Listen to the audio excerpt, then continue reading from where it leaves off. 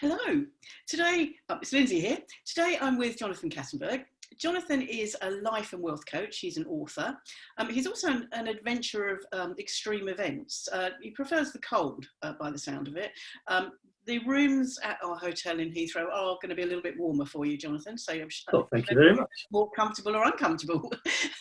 Jonathan's 2-hour workshop is entitled, "Are we a slave to our business, or is our business a slave to us? Are we building on tectonic plates?" Jonathan, welcome. Well, hi. Can you tell us a little bit about yourself and what we can expect from your presentation stroke workshop? Yeah, and thank you for inviting me. It's a real pleasure to be involved. Who am I? What am I? As you've said, life and wealth coach. I'm a financial advisor. So I deal with wealth planning, portfolios, etc. So I see clients from all aspects of life. But I also do work with clients with the mindset as well. So I'm a clinical hypnotherapist, with a postgraduate certificate in that area. I'm very passionate about frequencies and how we work with them, and ancient techniques as well, how they've been adapted over the years. But fundamentally helping people understand what are the decisions they're making, whether it's from just a personal life point of view, whether it's in employment, whether it's with running their businesses. What are those decisions that they are making? What's driving them? What's behind it all?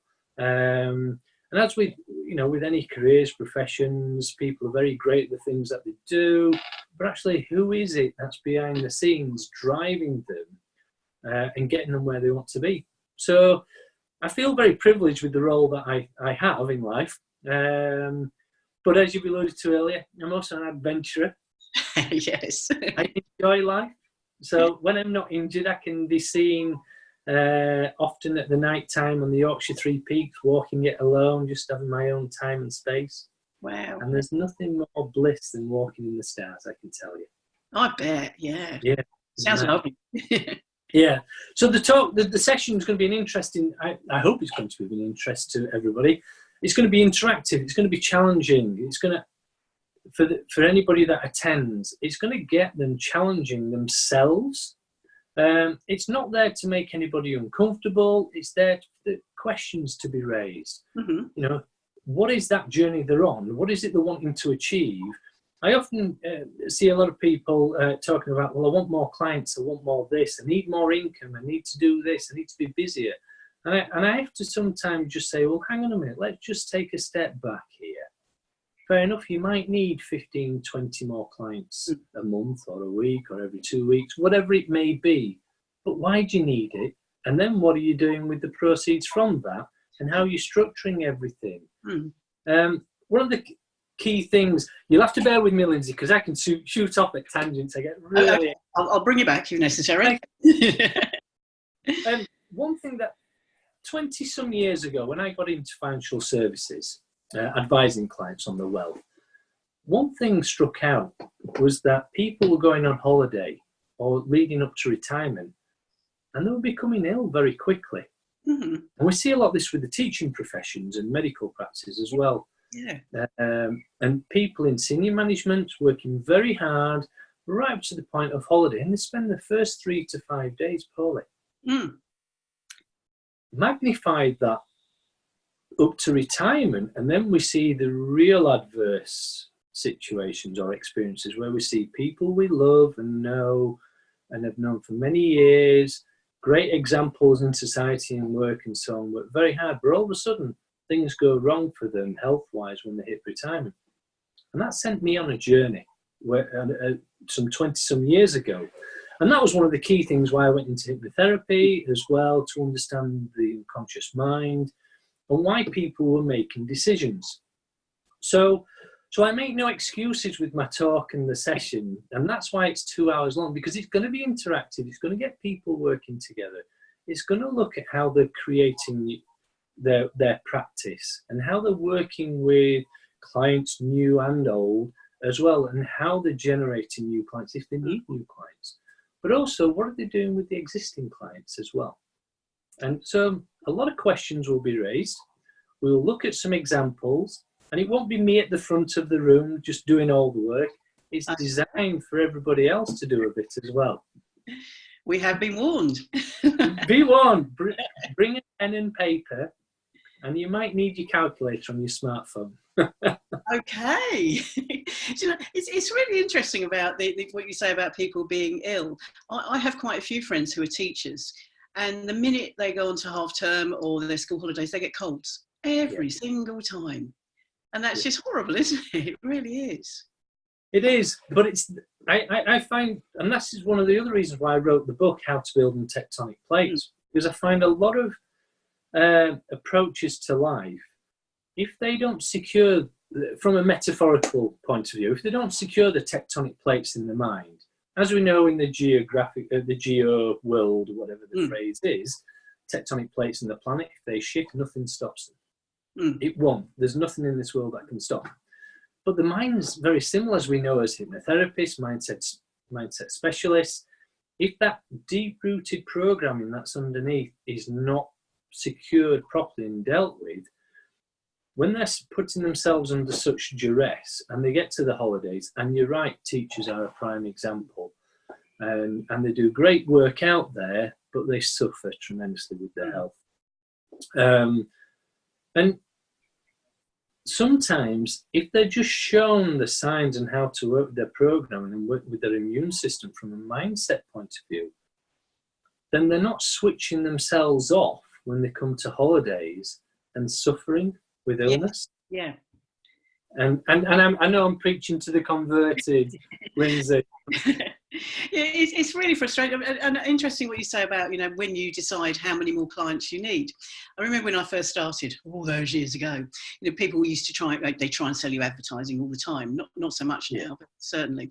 You can get 20 more clients a week. And I was thinking, that would be really nice, but how am I going to manage 20 more clients a week? There's me. I haven't got that capacity to do that. Yeah, isn't it just? And sometimes we can, I say we collectively, just not everybody, but generalisation, we can get carried away with the greed and the needing more for fear that we don't have, but often that can be down because they don't have clarity on their actual strategy and why it is they need to be working X, Y, Z hours. And don't get me wrong, if it's just a passion and it's not about the money, then great. It's about fulfilling that passion. But if there is the aspects of money, why they're doing it, then to me it's very important that they understand how does that fit within their overall strategy. Yes. Not just financials, but that life journey. What is it all about? And it's going a bit deeper than the big, what's the big why, shall we say. Yeah. It's going a bit behind those scenes, but also when they're looking at the practice, looking at how they're working with their existing clients as well. And that's not trying to fabricate or reinvent why they need therapy or extra sessions. But here's a scenario. For those that have cars, do they take their car for servicing once a year? Okay. For those, the GP for an annual checkup, why? And if that is something they agree with, why is their practice not working with clients on an annual basis to help clean the minds? And this is just a brief insight of some of the things we'll be exploring and the benefits on how we work on referrals and so on.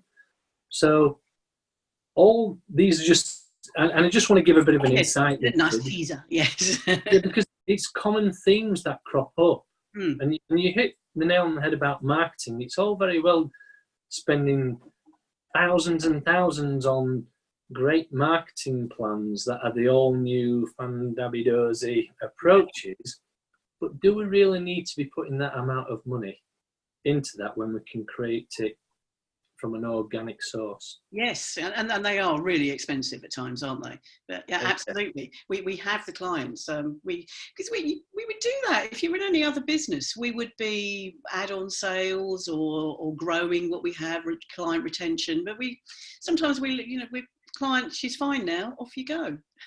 Yeah, isn't it just? And we forget that people are people. We pick up on things. We pick habits. We pick things up. We take on board subliminal programming without realizing it at times until it